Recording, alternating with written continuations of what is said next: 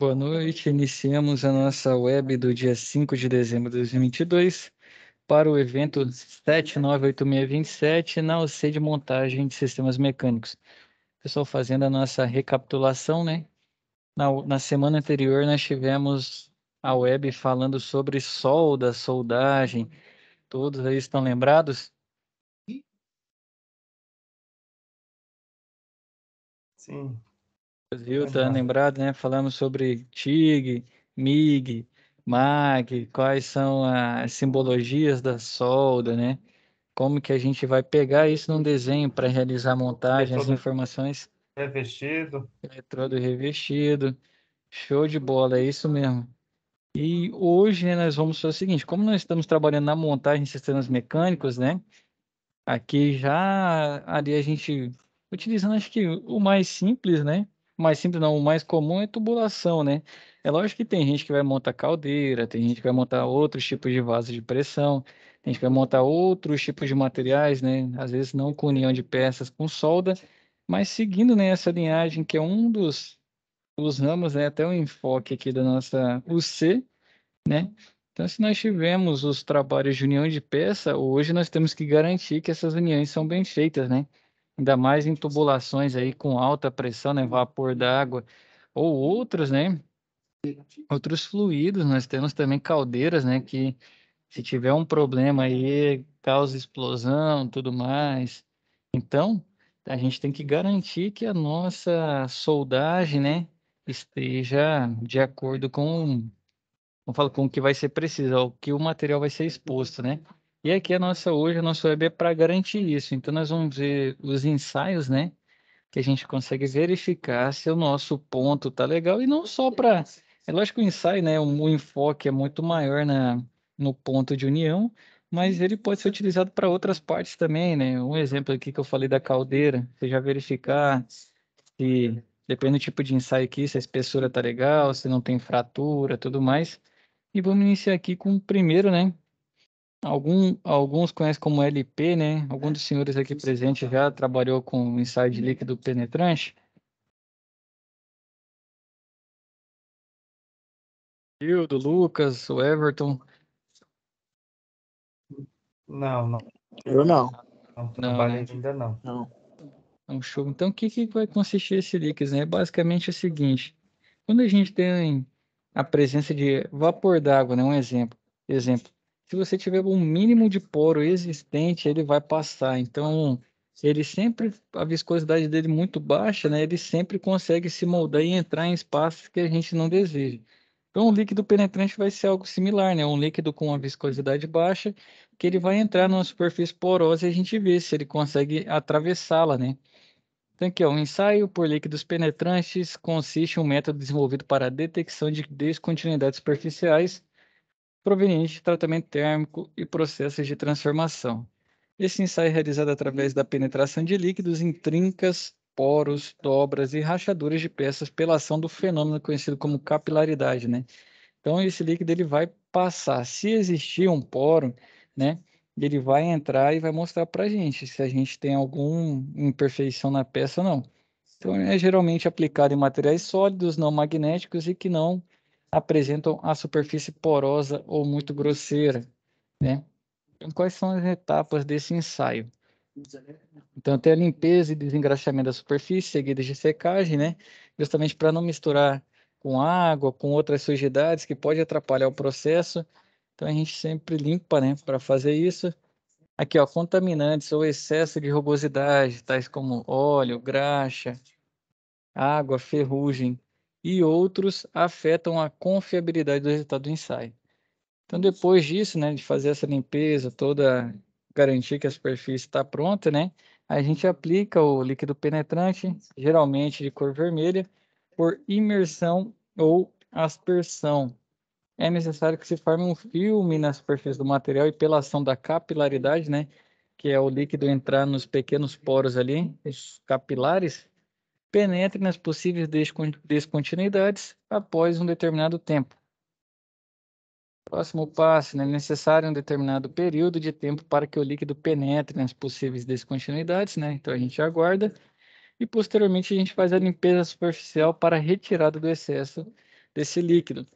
A gente pode utilizar ou deve ser utilizado um produto adequado para essa etapa, levando-se em consideração o líquido que foi aplicado anteriormente. E aí, depois disso, né, para a gente ter a facilidade na visualização, quais são os caminhos que esse líquido conseguiu adentrar, né? Então a gente aplica um pó revelador que absorve o líquido penetrante, revelando e mapeando dessa forma o local das trincas e rachaduras. E com isso a gente consegue observar e analisar. Um exemplo, você está lá com a chapa, né, com a espessura de 10 milímetros. Você fez um líquido penetrante, ele conseguiu adentrar 5. Então você já vê que você tem um problema. Ou muitas vezes ele consegue transpassar do externo para o interno.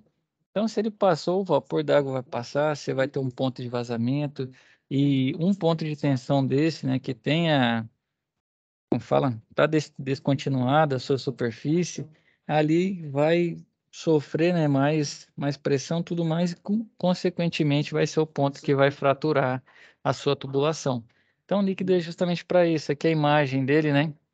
Uma peça aqui, um flange, né? Parece um flange que foi submetida ao teste, ó, com líquido penetrante e depois foi aplicado o pó revelador. Ele é vermelho o líquido, mas depois que aplica o pó, né, na cor branca, ele fica um tom meio rosado. Eu já vi, eu já vi o teste feito, né? Então eu sempre vi ele rosa, rosa, rosa, mas aqui eu consegui ver, né, que realmente ele é vermelho e o pó em junção com o líquido penetrante que vai deixar ele na cor rosada, né? Então esse é um dos ensaios, né? O outro aqui é com partículas magnéticas, né? Aqui já é diferente. O ensaio por partículas magnéticas consiste em um método de inspeção não destrutivo desenvolvido para detectar descontinuidades ou falhas existentes em materiais magnetizáveis. Então, você precisa que o material tenha propriedade magnética. Se ele for um isolante, né, não tiver essa propriedade, você não consegue fazer esse tipo de teste. Então, gerar um campo magnético, uma peça ferromagnética, as linhas de força se distribuem uniformemente no seu interior, exceto nas descontinuidades, que sofrem distorções, provocando um fluxo magnético mais denso. Então, quando o material apresenta defeitos, o local onde se encontram essas descontinuidades atrai um maior fluxo de partículas, formando uma camada larga e aglomerada. Essa concentração de partículas ferromagnéticas, exemplo, na malha de ferro, mapeará o contorno do campo de fuga e fornecerá o formato e extensão da descontinuidade. Um ensaio por partículas magnéticas é recomendado para inspeção de componentes mecânicos fabricados a partir do processo que os submetem a tensões cíclicas, inspeções de peças soldadas, protótipos de fundição e localização de trincas em operação. Então, aqui é um esboço, né? Uma figura aqui com relação ao ensaio de partículas magnéticas. Então, ele vai, vamos falar, as linhas de tensão, né, vão mostrar aonde, né, estão essas fraturas, né, essas fissuras. E quais são os tipos de magnetização, né? Pode ser do tipo circular, longitudinal e multidirecional, né? Magnetização circular, realizada pela passagem de corrente através do centro da peça. Então, essa peça tem que ter a possibilidade de passar, né, esse condutor aí pelo centro dela, utilizando um fio condutor ou um conjunto de cabos condutores. Para a aplicação desse processo, é necessário que a peça tenha geometria circular, então serve para flanges, anéis e porcas. Pode ver, ó, tá vendo o fluxo normal, o campo circular aqui, e ele vai mostrar, né, vai ficar mais denso ali o ponto da fissura, conforme a figura que a gente tem aí, vai estar mais ao lado direito, né? Seguindo, né, então é o circular, agora a gente tem a magnetização longitudinal, né? Que é o método que o componente é submetido, como o próprio nome sugere, né, o campo é magnético longitudinal ao longo da peça. Então, para fazer isso, né, o material é colocado entre dois polos de um eletroímã ou dentro de uma bobina do tipo solenoide. O melhor resultado obtido por esse método é quando a direção das trincas estão localizadas perpendicularmente ao campo magnético. E aí o outro era circular, né? A peça tinha que dá a possibilidade de passar os condutores pelo centro dela, aqui já faz de modo diferente, né? Ele fica entre dois polos, né, de um eletroímã ou dentro de uma bobina. E aí magnetiza ele de forma longitudinal, para a gente encontrar, né, as fissuras nessa direção. E nós temos a magnetização multidirecional, né? Ou magnetização combinada ou magnetização vetorial. Então, esse método consiste na aplicação dos campos magnéticos abordados anteriormente, o circular e o longitudinal, de forma simultânea. Essa combinação permite identificar descontinuidades em diversas orientações. Então, é um combinado, né? O melhor dos dois. Você consegue aplicar os dois ao mesmo tempo e você pega, né, as fissuras, fraturas, tudo mais nas duas direções. Nós temos a magnetização por indução de campo magnético, né? Ao ser inspecionada, né, a peça vai ser inserida dentro de um campo magnético e as linhas de fluxo atravessarão a peça, né? Podendo ser longitudinais ou circulares, a gente que vai adotar, né? Qual que é a descontinuidade que a gente quer verificar. Tem por bobinas eletromagnéticas também, a peça é inserida no interior da bobina. Ao circular a corrente elétrica pela bobina, forma-se um camo, né, longitudinal na peça por indução magnética. Temos a magnetização por yoke, né, que é o nome do equipamento. Então, é um eletroímã em forma de U invertido que é apoiado na peça a ser inspecionada. O yoke é responsável por gerar a magnetização na peça a ser examinada, que é feita pela indução de um campo magnético. Quando esse eletroímã é percorrido pela corrente elétrica, gera-se na peça um campo magnético longitudinal entre as pernas do yoke. Então, nós temos as linhas de fluxo aqui, né? Que vai chegar e elas podem, não fala não, ter o mesmo formato, né? E com isso a gente consegue ver onde estão as descontinuidades, né? Elas vão se quebrando, vão mudando a direção. Tem magnetização por condutor central, que a gente consegue, né? Utilizado em ensaios de tubos, condutor elétrico responsável pela indução de um campo magnético circular é introduzido no tubo. Então, para nossa magnetização circular, a gente tem que usar por condutor central, certo? Tem magnetização por passagem de corrente, né? Vai se passar uma corrente através da peça, que funciona como condutor, gerando ao redor dela seu próprio campo magnético. E temos a magnetização por eletrodos, uma técnica de magnetização circular em que são utilizados eletrodos apoiados na superfície da peça que permitem a passagem de corrente pela mesma. Então aqui é como se fosse se jogasse uma pedra na água, né, e sai aquelas, se fossem umas ondas, né? Então aqui é similar, de formato circular, e elas vão se propagando ao longo da peça. E aí com isso você consegue ver descontinuidades, né? E as descontinuidades são os pontos que a gente quer analisar para verificar se realmente a nossa peça está bacana ou não. Temos também magnetização por contato direto, né? Magnetização por placas, conhecida também como magnetização cabeçote de contato, né? Por cabeçote de contato, tem sua maior aplicação em máquinas estacionárias e sua magnetização é realizada através da passagem de corrente de uma extremidade da peça a outra. O campo magnético formado é o circular. Quais são as etapas, né, desse ensaio, esse tanto de magnetização, se você quer circular, se você quer longitudinal, se você quer multidirecional, né? Começa o seguinte, limpeza também, assim como líquidos penetrantes, né? Aqui tem que fazer a limpeza da peça, remover tinta, graxa, ferrugem, sujidades, tudo mais. Posteriormente, né, a aplicação das linhas de campo magnético com a máquina própria, tipo yoke, eletrodo, corrente elétrica, direta ou bobina de campo. Então, depende do tipo de peça que você tem, né? Se você tem um tubo, você pode fazer magnetização central, né? Se você tem uma máquina estacionária, magnetização por placas. Se você tem uma chapa, né? Eu acho que a yoke fica mais legal por eletrodos também. Então, você vai escolher o seu tipo, né? Aplicar as linhas. Posteriormente, né? Já com o campo magnético Vai colocar as partículas magnéticas junto com o veículo à base de água, ou óleo, ou pó magnético direto para poder se movimentar, né? E olhar os defeitos que aparecem instantaneamente na superfície da peça com auxílio de uma luz ultravioleta, né? Ou, se for o caso, uma luz branca, dependendo do tipo de veículo que você utilizou. Então, na hora que ele estiver movimentando, ele vai posicionar nas fissuras, né? Partículas magnéticas vão posicionar a fissura e você vai conseguir ver auxílio de luz ultravioleta ou luz branca. E posteriormente, né, a desmagnetização da peça é realizada em materiais que retêm parte do magnetismo, depois que se interrompe a força magnetizante. Então você foi lá, tirou, né, a força magnetizante, estabilizou.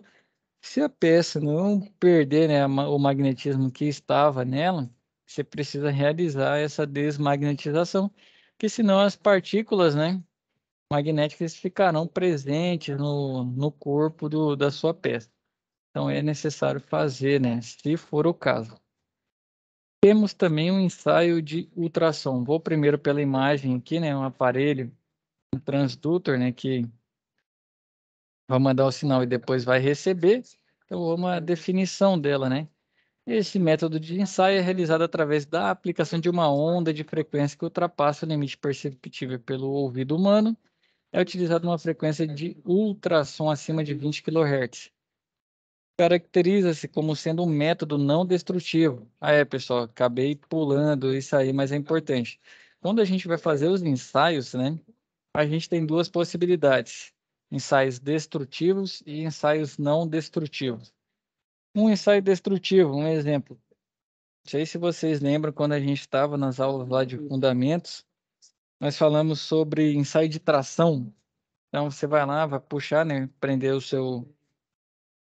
a sua peça, né, o seu corpo de prova, né, as duas pontas e puxar para fazer a tração. Quando você puxa, vai chegar um momento que o material vai romper, né, ele vai fraturar, vai cisalhar. Com isso, você não consegue utilizar mais essa peça. Então, é um ensaio destrutivo, assim como ele temos o de compressão, que você pega a prensa e esmaga, né, o seu corpo de prova, sua peça, o que for. E aí você também destrói a sua peça, você não consegue reutilizar. E aqui não, todos esses ensaios não interferem na propriedade física do material, então a gente consegue utilizá-lo, continuar utilizando. Então é teste que você pode aplicar, né, em instalações já existentes, presentes, né, dependendo de cada caso, né, a melhor solução. E todos esses não destrutivos, né, porque você pode continuar utilizando mesmo depois de aplicar o ensaio. Então é aí que diferencia se a peça é danificada e não pode usar mais, ou se a gente ainda consegue utilizar. Então aqui, né, todos que nós vemos são ensaios não destrutíveis, né? Então, caracteriza-se como sendo um método não destrutivo, cujo principal objetivo é verificar se há algum defeito interno presente nas peças que passam pelo ensaio. Entre os defeitos encontrados citam-se, né, as bolhas de gás, escórias, microtrincas, entre outros que podem aparecer nas peças, principalmente devido ao método de soldagem ou decorrentes do processo de fabricação da peça. Geralmente, para os ensaios de materiais por ultrassom, são aplicados dois métodos de ensaio diferentes que se completam. O método de transparência, né, utiliza-se vibrações constantes ultrassônicas, e o método de reflexão, utilizam-se pulsos ultrassônicos. A escolha de uma ou de outra de acordo com o formato da peça e a natureza, né, do tipo de defeito que a gente quer encontrar. Então, quanto maior a frequência de vibração, tanto em um método como no outro, menor é o tamanho da descontinuidade possível de ser detectada. Então, o menor tamanho detectável é aproximadamente 1/3 do comprimento da onda. No entanto, quanto maior a frequência, maior a absorção do sinal, principalmente para materiais mais elásticos, como, por exemplo, a borracha, né? Então, esse teste aqui, se fosse um de partícula magnética na borracha, a gente conseguiria fazer?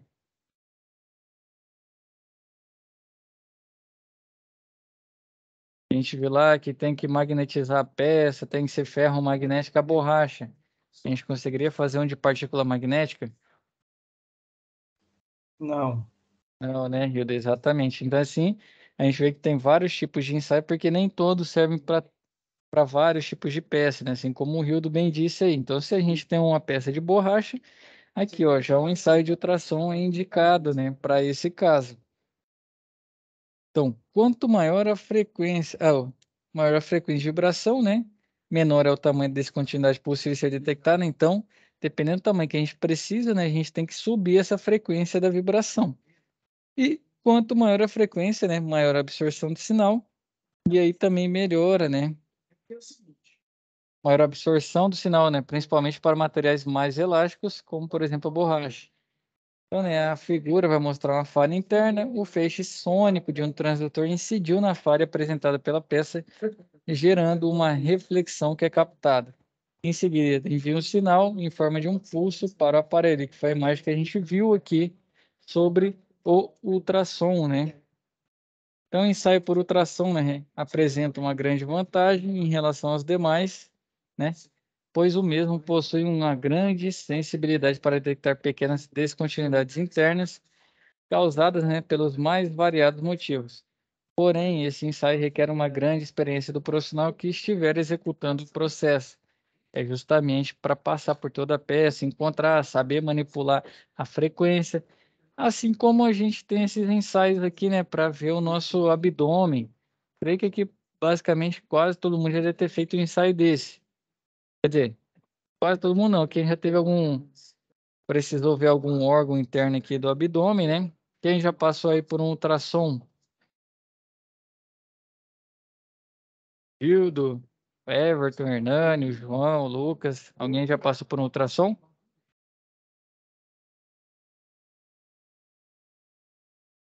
Eu não. Pelo silêncio eu tô achando. O Também Everton ia não, falar? não Também passei não. não. Então Não, ninguém passou. Eu ia falar para vocês que é bem similar aquele processo. Quem já teve filho aí, né? Com a esposa no exame que vai verificar como que tá o bebê e tudo mais. Então, é muito similar àquele lá, né? A ideia é aquela. Então, justamente, só que a diferença aqui é que ele, como o ultrassom humano, né, ele transpassa a peça e consegue gerar até uma imagem, né, para quem está manipulando ali, pro médico que está verificando. Aqui, na verdade, ele vai te dar como fala, uns pulsos, né, e variação, como a gente vê aqui na telinha do lado esquerdo. E aí, de acordo com o tamanho desse pulso, né, dessa variação, a gente consegue encontrar, né, a descontinuidade. Então, se você tem uma linearidade ali no ensaio e do nada tem pulsos, né, manipulando o seu transdutor, né, que você está procurando a descontinuidade, e um pulso ali você consegue identificar, né, qual que é o tamanho dele, muitas vezes, né, até onde o ultrassom alcança e definir, né, qual estratégia vai ser utilizada. Outro tipo de ensaio que nós temos, né? Esse aqui não sei se alguém já fez. Uma endoscopia industrial dos presentes aqui. Alguém já fez endoscopia? não. Não. Também não, né? Muito similar também. Endoscopia é aquele que o pessoal faz geralmente para verificar eu creio que é intestino, o estômago, né? Órgãos quando a pessoa precisa ver de forma interna. Então, basicamente, é a presença de uma câmera, né? Que ela vai com cabeamento tudo certinho para verificar, né? Para mandar essa imagem interna de um local de difícil acesso, que você não consegue desmontar, igual no corpo humano que você não consegue abrir, né? Então, você coloca essa câmera, se tiver um espaço para ela entrar e passar, com isso você vai manipulando e tendo a imagem, né? Então, aqui, ó, ensaio de endoscopia industrial, né? É um método de investigação visual remoto, possibilitando a análise de regiões de difícil acesso em máquinas e equipamentos mecânicos. Os altos custos envolvidos no tempo, mão de obra especializada e recursos, né, destinados à desmontagem de sistemas mecânicos, para que seja possível a investigação da integridade física de componentes através de simples inspeções visuais e a sua posterior montagem favorece, né, a utilização dessa técnica. Além disso, a boa relação custo-benefício observada na aplicação da endoscopia industrial faz dela uma ferramenta eficaz, que tem diminuído o número de paradas não programadas em máquinas e equipamentos industriais, já que é possível monitorar o equipamento e realizar a sua manutenção com planejamento adequado. Então aqui já entra até além de um ensaio, né? já entra como uma técnica também de manutenção preditiva, né? Que aí a gente acompanhando. A preventiva a gente segue de acordo, acho que não sei se todo mundo sabe o diferencial, né? Mas a preventiva a gente segue de acordo com os manuais, né? Então, o fabricante falou que um rolamento roda X horas. Não chegou nesse tempo, eu vou lá e troco. A preditiva, né? Se o fabricante falou que dura X horas, antes da metade dessas horas eu começo a verificar como que está esse rolamento, andamento, faço um teste, por exemplo, de vibração, dependendo do caso, né? Não é muito comum, mas a gente usa endoscopia, né? Pode usar endoscopia para ver um rolamento é mais difícil, né? Usei um exemplo aqui, mas vamos dizer que pudesse. A gente pode usar endoscopia também, justamente para garantir que esse equipamento, né, vá chegar no final da vida útil dele. E chegando no final, você pode fazer tanto a preventiva, que é substituir, ou dependendo do ativo que for, você pode seguir, né, um pouco além da. Não é o ideal, né, mas seguir um pouco além da. Vamos falar da especificação do fabricante, verificando o desgaste da peça. E a corretiva é quando você precisa realizar substituição ou troca, né? Corrigir realmente como fala? Corrigir, né, algo que está tendo desvio. Então aqui endoscopia, né? Um exemplo aqui, ele está verificando os tubos, né, desse, parece até uma caldeira, né? Não sei se alguém tem familiaridade aí. Parece tubo de uma caldeira, não parece? Tem alguém aí que já viu? Professor, Aí, não sei se é só para mim, mas o meu tá travado naquela imagem de texto. ultrassom ainda?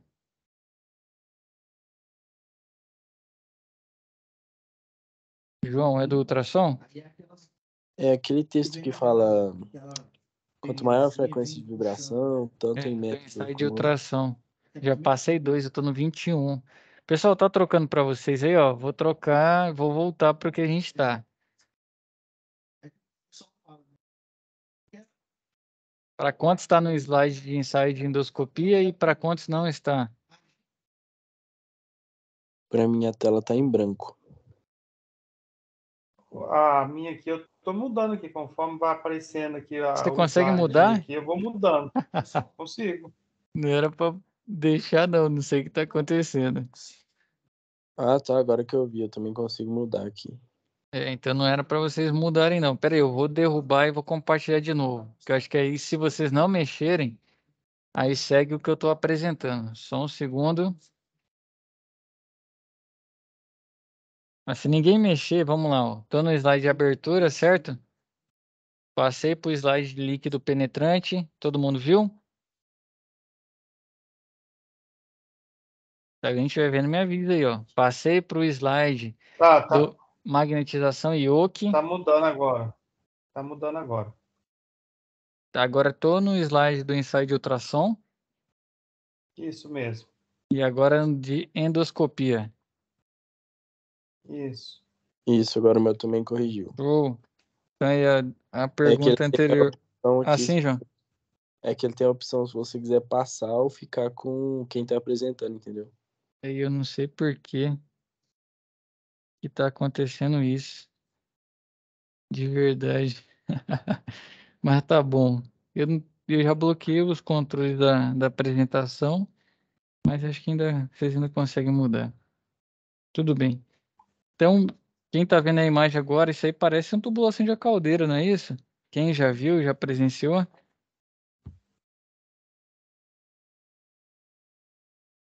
Ninguém aqui teve familiaridade com caldeira ainda? Você fala esses tubos aí? Parecem Os quando, tubos internos da caldeira? né, tá aparecendo. Eu quero que se alguém tiver familiaridade aí, me confirme.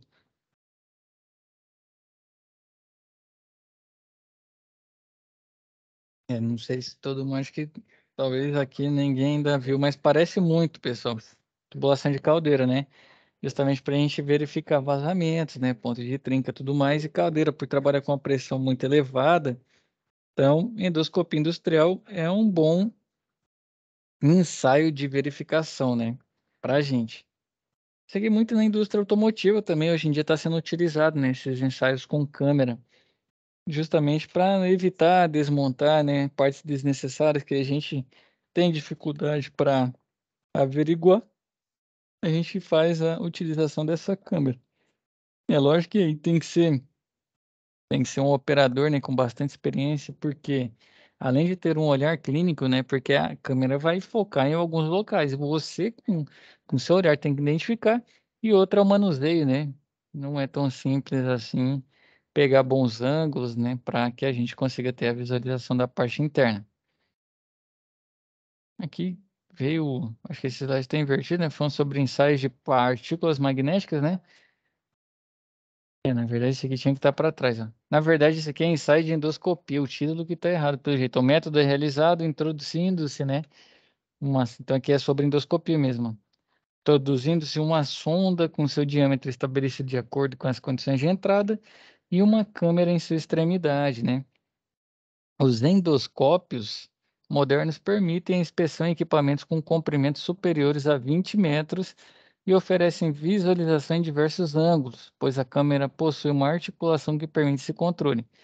Geralmente, os equipamentos inspecionados por endoscopia são bombas centrífugas e compressores, né, que muitas vezes são herméticos, né, para abrir. Isso aí vai dar mais transtorno do que alegria. Então, você tem a câmera, né, o endoscópio, né. Turbinas também, para desmontar dá muito trabalho, então isso é mais barato fazer uma endoscopia. Trocadores de calor e condensadores, né? Caldeiras e tubulações diversas.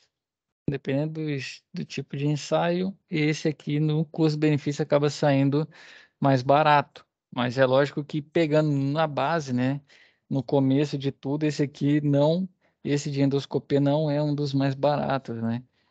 Mas dependendo do tipo de instalação que você tiver, acaba que ele vira o melhor custo-benefício, porque ele vai te dar uma maior precisão no ensaio, vai conseguir analisar a sua estrutura, né, conforme a sua necessidade, e vai te dar um nível de confiabilidade maior. Então, né, a figura a seguir apresenta a utilização desse método na inspeção de furos de peças de forma prática, sem a necessidade de destruir nenhuma amostra do lote para investigar esse detalhe. Então, aqui eu tenho que ajustar os títulos, realmente está invertido. Esses dois aí são sobre endoscopia.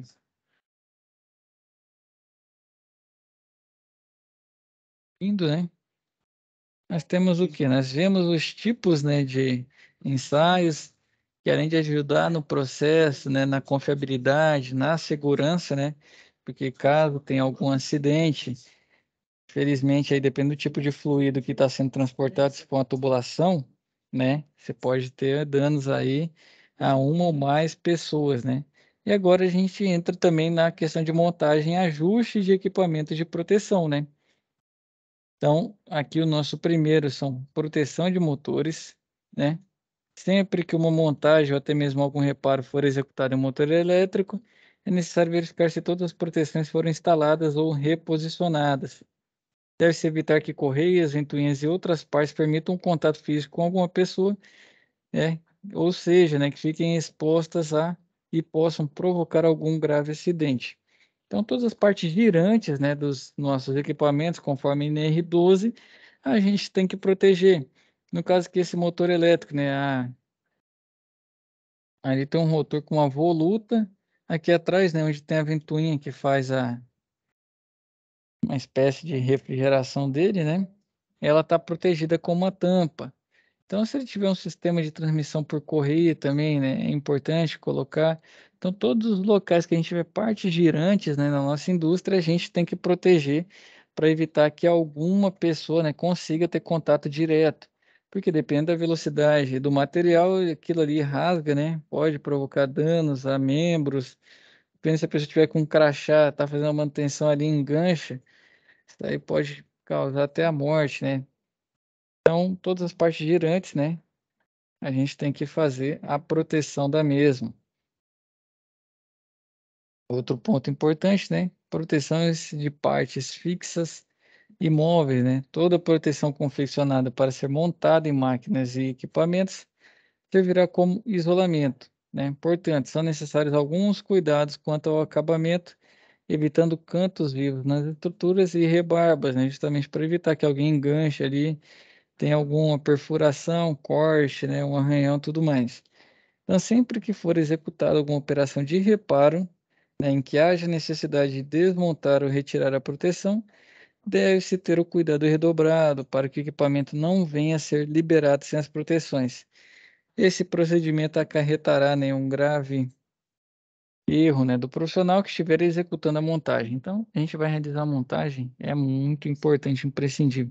Que se a máquina muitas vezes roda sem uma proteção, é um pequeno vacilo ali, questão de segundos para o acidente acontecer. Infelizmente, o acidente não avisa, né?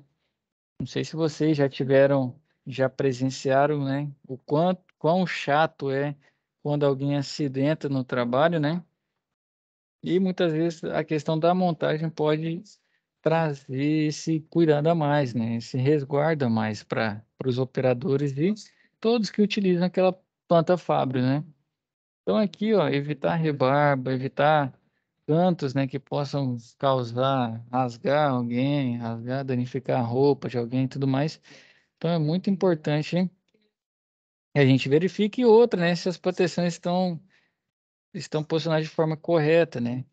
Um exemplo, um feixe de luz. Você realizou a montagem, ele era para pegar até pessoas de 1,20 m até 2,10 m, né? A barreira. Você foi lá, realizou a montagem de forma indevida, ficou com 1,50 m até 2,40 m, né?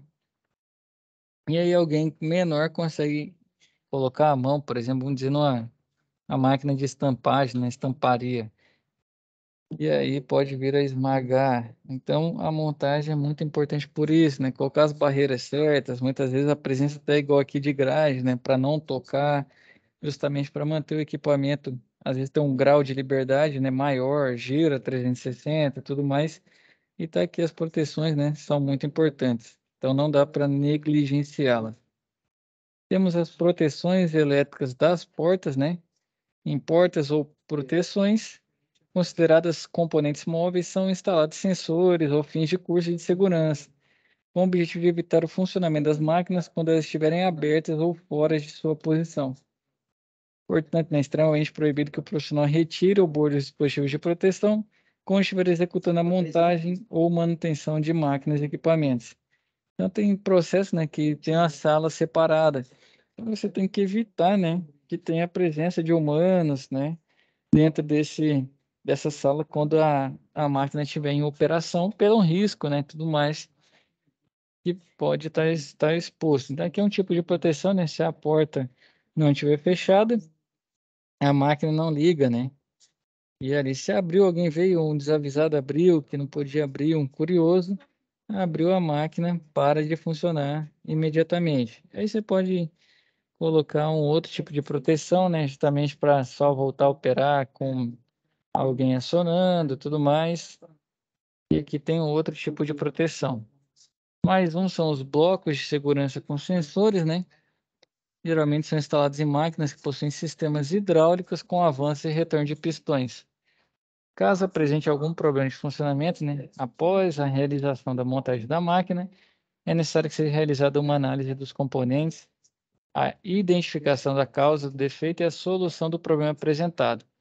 Então, o que acontece? Muitas vezes, se parar na posição errada, né, pode causar um dano, um esmagamento, empurrar alguém que não tem necessidade, ele pode passar da posição limite dele e causar um dano à máquina também. Então, aqui nos blocos de segurança, esses sensores têm que ser, como fala, manutenidos, né, e montados de forma adequada. Então, os sensores são muito utilizados em prensas, né? Então, imagina a prensa ali, capacidades de compressão em toneladas, né? Então, contra muitos materiais ou contra até o corpo humano vai causar um estrago muito grande. Então, sempre que houver necessidade de se realizar uma intervenção em desmontagem de blocos de segurança, né, com sensores em um equipamento como esse, no momento da montagem, você deve verificar se a máquina não sofreu nenhuma alteração na sua função, né? Ou seja, efetuar um teste de funcionalidade antes da liberação do equipamento. Então você vai lá e testa, né? Verifica se ele está dentro dos padrões, está tudo certinho. Os blocos de segurança estão funcionando, né? Para liberar para o nosso operador. E outro, né? A cortina de segurança, né?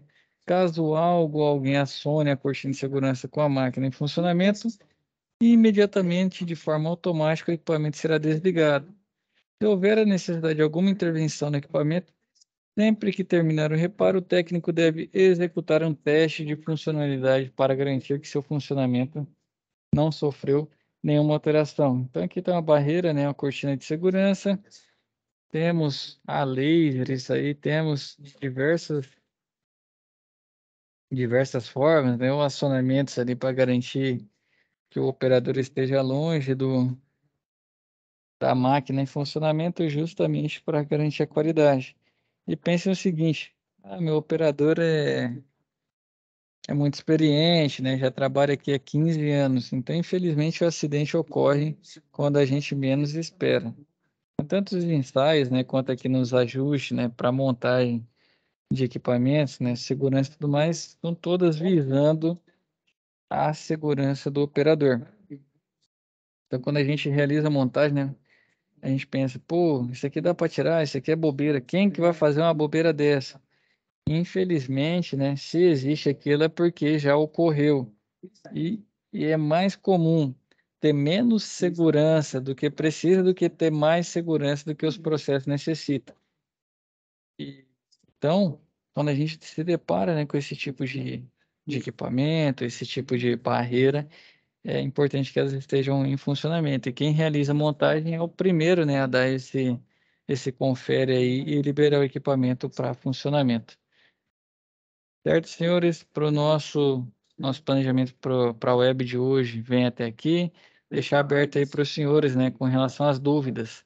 Podem ficar à vontade. Né? Tal parte vai ser tal coisa. Aí vai, vamos supor que nosso Lucas, Rildo, Everton, João, Daniel, Hernani. vai para duas páginas. Então, depois que você construiu o relatório, você vai fazer o sumário. Tá? Tudo bem, sem dúvida. Sem dúvida? Todo mundo tranquilo? Essa parte da introdução. Eu você vai também ver não que fiquei com nenhuma algumas dúvida, não. orientações, Então tá bom, senhores. Agradecer, né, a presença dos senhores. Lembrar daquele velho recado, né? Mantenha-se aí estudando pelo menos como fala, 1 hora por dia, né? Mantenha-se dedicados aí e precisando, né? Estou à disposição no chat. Agradeço a presença aí a todos, né? E até a nossa próxima web. Fiquem com Deus. Deixa eu te fazer uma pergunta.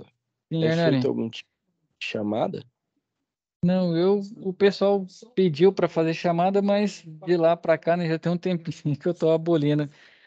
Em vez de vocês terem que ir lá, clicar, né? Eu pego realmente o relatório aqui da nossa web. Ah, sim, entendi. Beleza, então. Por exemplo, quando você loga, né? Fica lá a hora que você logou e a hora que você encerrou a web. Então, por enquanto, né, a gente está sem chamada. Pode ser que o pessoal peça para voltar. E aí eu aviso vocês. Tá bom? Uma Beleza. pergunta Sim, Hilda. é sobre as notas. Sim. Acho que eu dei um recado bem no começo, aproveitar que estão pode ir lá, Hilda. Não, deu. Eu quero saber, assim, a pergunta é o seguinte: quem não atingiu a nota suficiente para ser aprovado, como é que fica? Porque as notas estão saindo agora. Isso, exatamente. A gente abre para recuperação. Como que eu faço a recuperação, né? Eu reabro o envio das atividades anteriores. É lógico que não vale a mesma nota, mas para quem perdeu, pode fazer. Por quê? Se fizer a atividade da plataforma e foi no momento presencial, é mais fácil recuperar. Se for fazer a recuperação de fato, é um pedaço dela aqui na plataforma e outro na unidade. Então, teria que marcar mais um momento presencial, comparecer à unidade e ver se consegue a nota. Então, e acaba que a atividade de recuperação é bem mais difícil do que as da SAP. O que eu faço? Eu reabro, né, os envios para quem não enviou ainda e aí avalia com a nota, como fala, com a nota menor do que a que vale, né? Que é o total. E aí, quem for ficando com nota menor, eu mando uma mensagem pedindo para qual atividade tem que reenviar. Ah, tá. É Aí porque eu eu tô. fiquei na dúvida. É porque eu fiquei na dúvida, falei assim, mas até hoje não saiu as notas. Eu tenho. Aí não sabe se está de recuperação ou não. Exato, mas eu vou mandar mensagem. Encerrando aqui, eu vou continuar. Falta já a SAP 3, né? E aí, com certeza. Eu falo, com certeza já vai ter as notas do mundo, do momento presencial, tudo mais, para já saber se precisa fazer a recuperação ou não. Aí qual a pontuação que tem que atingir para não ficar de recuperação? 60 pontos. Tem que ter entre 40 e 60? 60. 40 e 60 para fazer a recuperação e tem que ter mais de 60 para estar aprovado. Ah, tá. Combinado? Qualquer dúvida aí, depois da web, né, com relação a não, tu pode me chamar no chat aí, que a gente vai conversando. Ok.